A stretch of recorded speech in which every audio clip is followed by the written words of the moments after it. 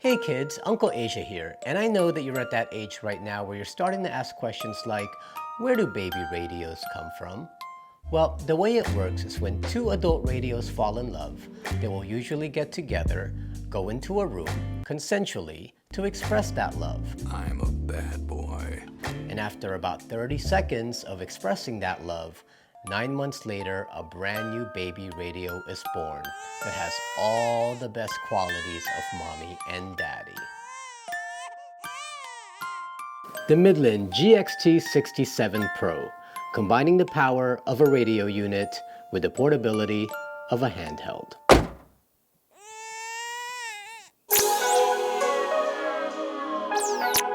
I don't think I've been this excited over a Midland product drop since they released the bull bar antennas. This is the Midland GXT67Pro.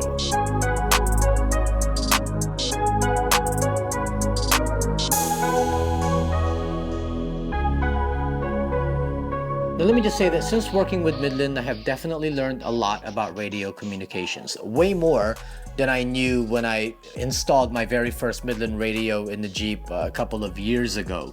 But there are people that are always gonna know more. I mean, there are people who are experts at the stuff, people who really nerd out about all the specs and how radio waves work, and that's just not my forte. So I say all that to say, if you know a lot about radio communications, be honest and let me know what you think about this in the comments. Let me know about some of the issues that you might see with it, or some of the great things that you might see with it, and if it's something that you might carry yourself. Now, let me tell you why this radio excites me and why it's different than any of the other handhelds I've had with Midland. Okay, so this is my Midland GXT3000.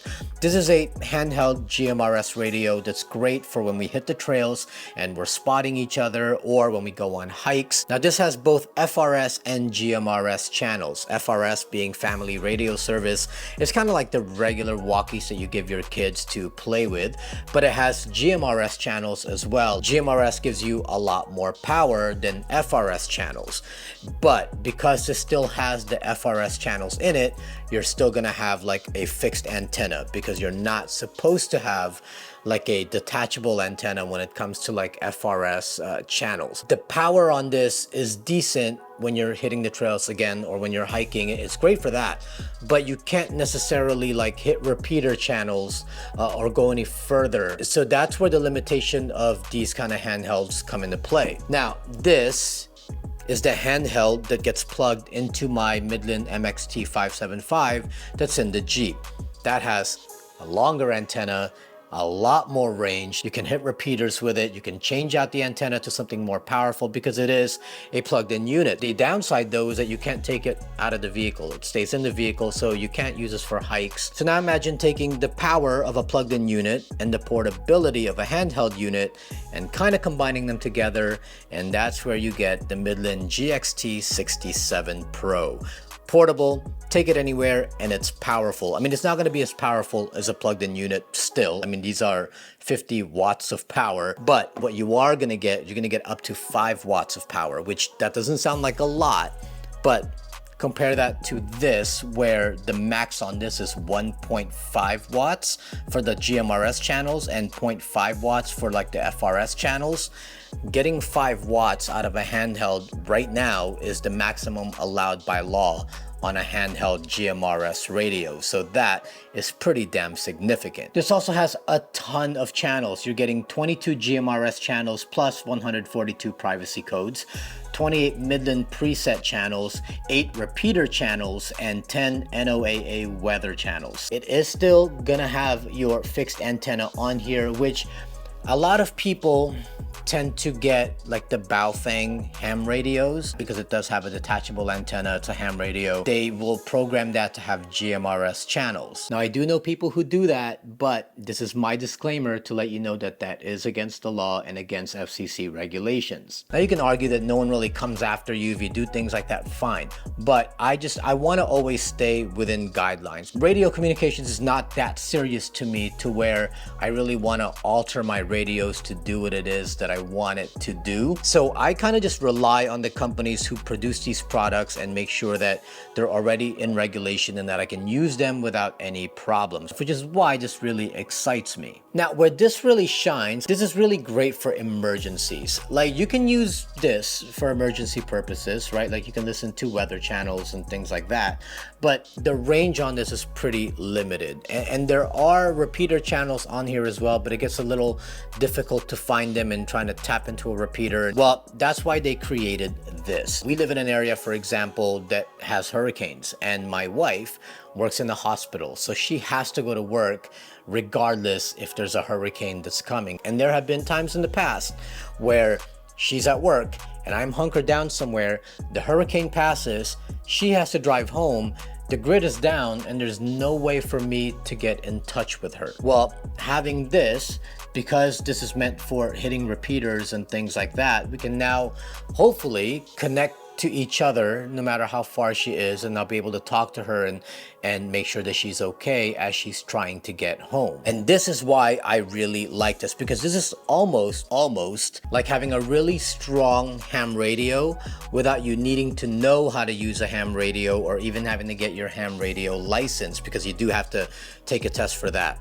To use this, you just need a GMRS license. It's very easy to obtain. There's no test, just go online, you apply, and it's a lot cheaper than what it was like a couple years ago. I think now it's like $35 for 10 years. And it covers, that license covers you and your entire family. I'm saying get your GMRS license and you'll be able to operate GMRS radios like these. So when you buy this, everything's gonna come in this really nice sturdy case. Obviously, you're gonna get the radio, and you're probably looking at this right now like, wait a minute, how come there's only one radio? Normally when you buy like a two-way radio, you get like the two little handhelds.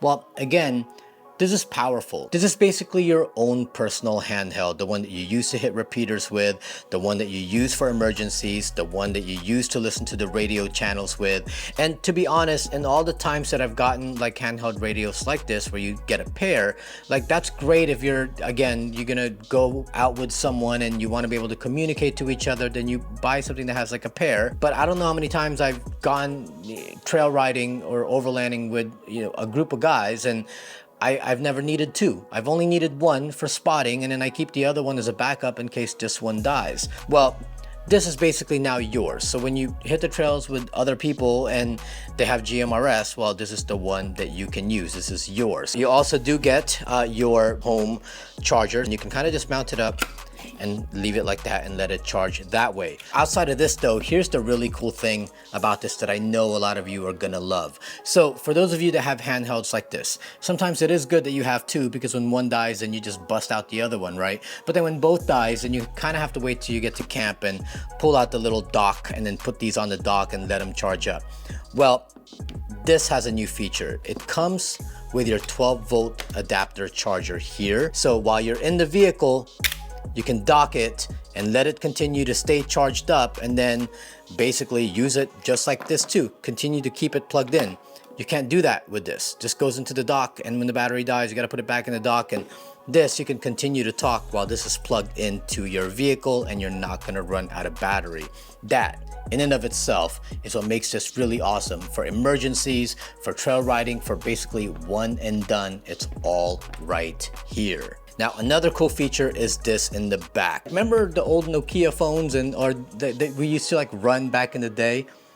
You get one of those. You get this belt clip right here, and you can keep this on your belt.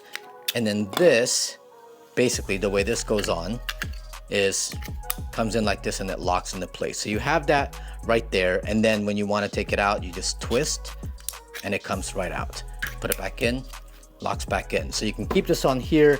This is great for like on the trail and doing that. Instead of you trying to fish this in there and then fish it back out, I can have this when I'm hitting the trails, just kind of plugged in, and when I need to use it, pull it out, talk, and kind of put it back in. My only criticism about this, as much as I love this system like a lot, if Midland could make this clip the same clip that they use on their mics that they have now. This locks into the vehicle, right? There's a little mount that I just mount this onto. If I can mount this there as well, then I can keep this on the vehicle, and then when I'm stepping out of the vehicle, I can take it off of that and then basically click it onto my belt. But this one is actually smaller than this. It'll slide on to the mount that I have for this, but it's not secure. It's kind of loose. It would just be great to have this on my belt, have another mount on the vehicle, and I can go back and forth between the two. Now, one thing that I really love that they did on the new microphone is that they integrated the same menu system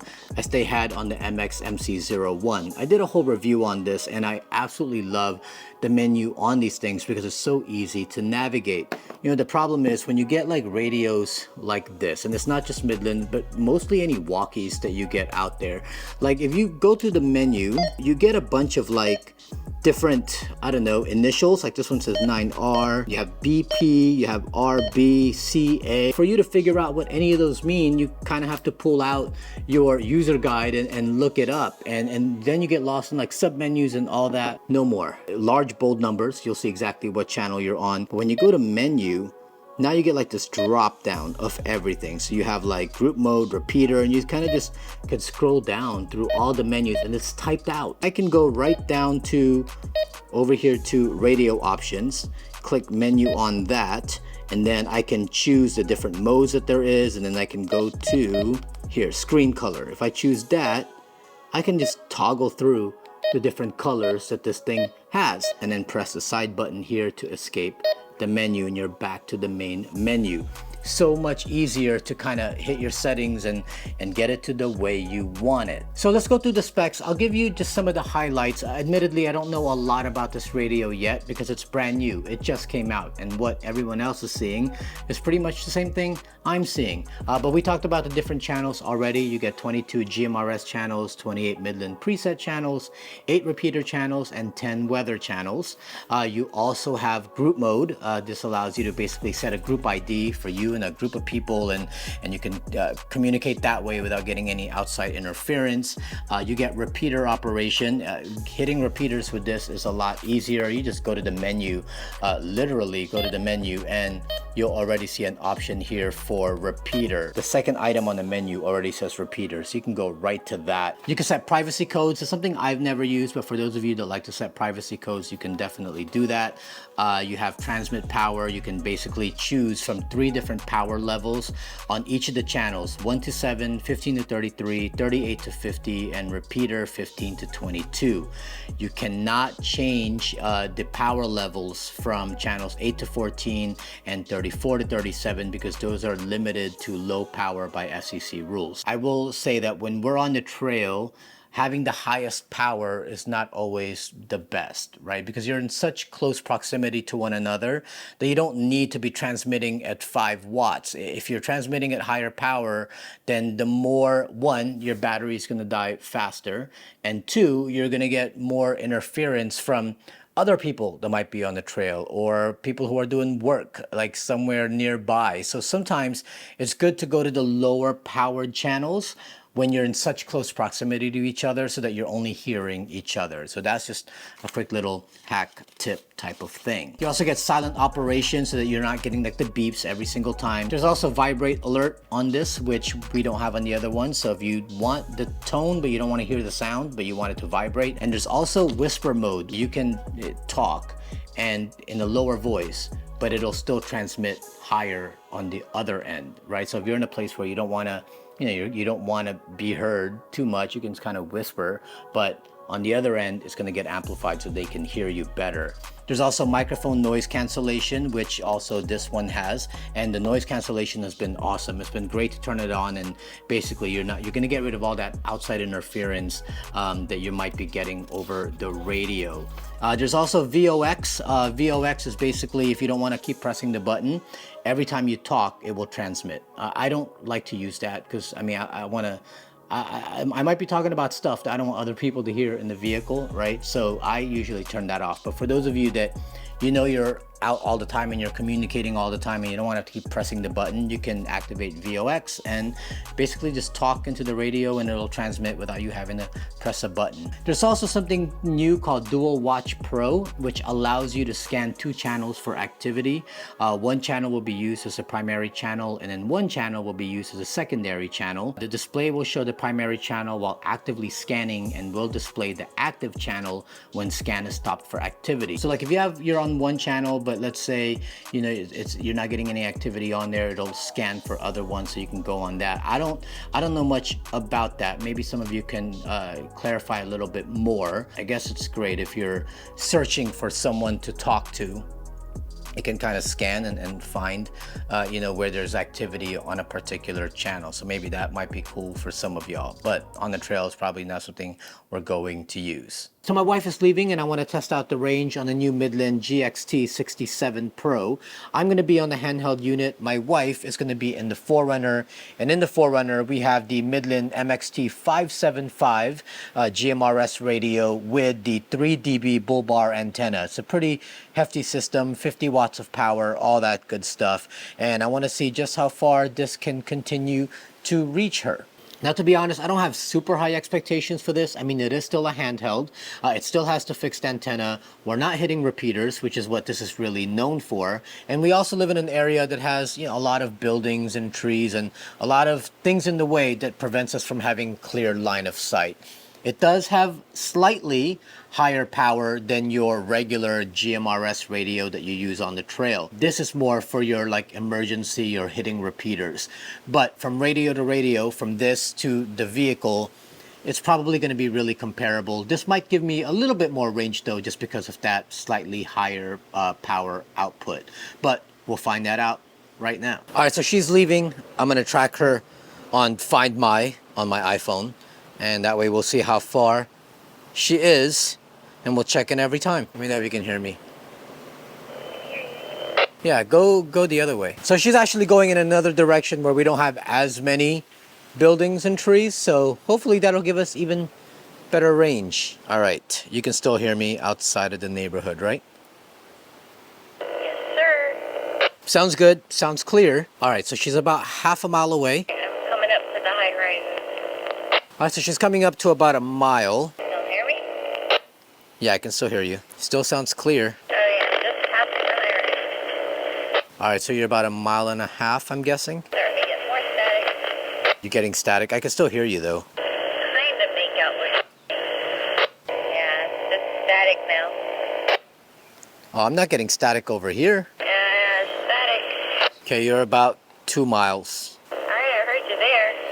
Yeah, now you're kind of getting static. Where are you at this time? Are you by where we always normally go? No, I'm so far from it. What about the dog park? Yeah, I passed the dog park. And I can hear you clearly. I hear you a little bit better here. Yeah, you got away from everything. So she's now about 2 miles. Not bad for a handheld. Actually, it's performing a lot better than I thought because I know that... Still hear me? Yeah, I can still hear you. I'm going to switch over to the other radio and I want to see if you can still hear me with my regular one. Hold on. Can you hear me on here? Hello? See? Nothing. But we'll jump back on.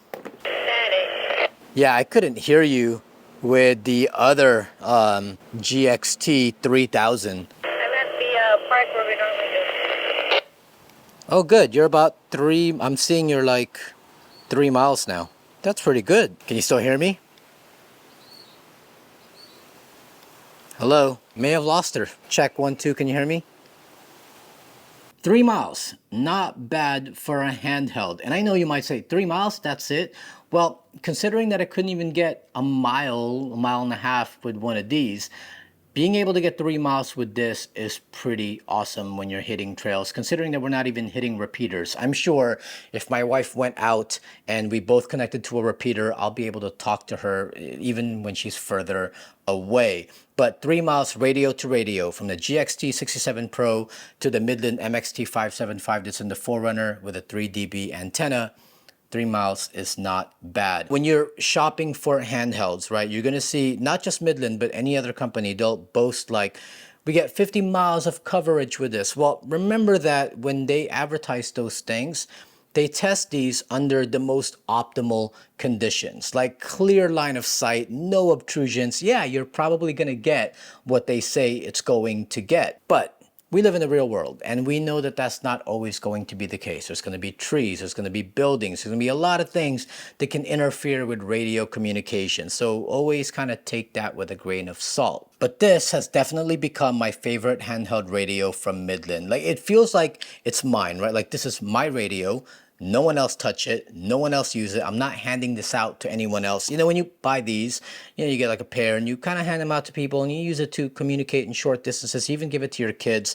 Like, my kid's never touching this. This is my radio. This is what I use to communicate to everyone else. If you want the one and done handheld radio where you can use it in short distances and communicate to people on the trail, but at the same time you want to be able to use it to hit repeaters, or you want it for the weather stations, or you want it for emergency reasons, and that's why you would get one of these. If you're just buying this just to hit the trails and talk to people while you're hiking or whatever, that would be a little bit overkill for this. This is the one that you buy for you. This is the one that you keep forever, the one that you might pass down to someone else later on. I'm glad that Midland came out with this. So glad they came out with this, because it's going to be really, really handy. And yeah, again, it feels like this is mine. Like, this is my own personal radio that I know I'm going to use for many, many years to come. All right, now, for those of you who know way more about radio communications than I do, go ahead and start dropping comments below. Like, let me know if you like it or if you don't like it, if it's something that you would invest money on, if it's something that has potential. I don't know. Like, I've just got it. I haven't had a chance to really fully test it out. But for those of you who like to nerd out about the stuff, I promise I'm not being snarky. Let's just keep the communications a little bit civil, because when it comes to radio, sometimes people get really protective about what they know. For the rest of you though, if you enjoyed this video, please make sure you smash. Actually, let's just go back to the basics this time. Click that like button, subscribe to our channel, click that notification bell so we can let you be aware of new videos when they come out.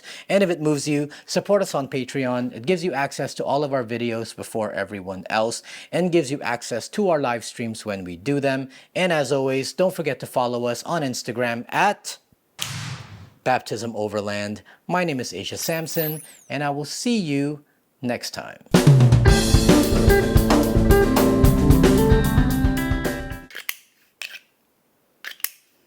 I could do this all day.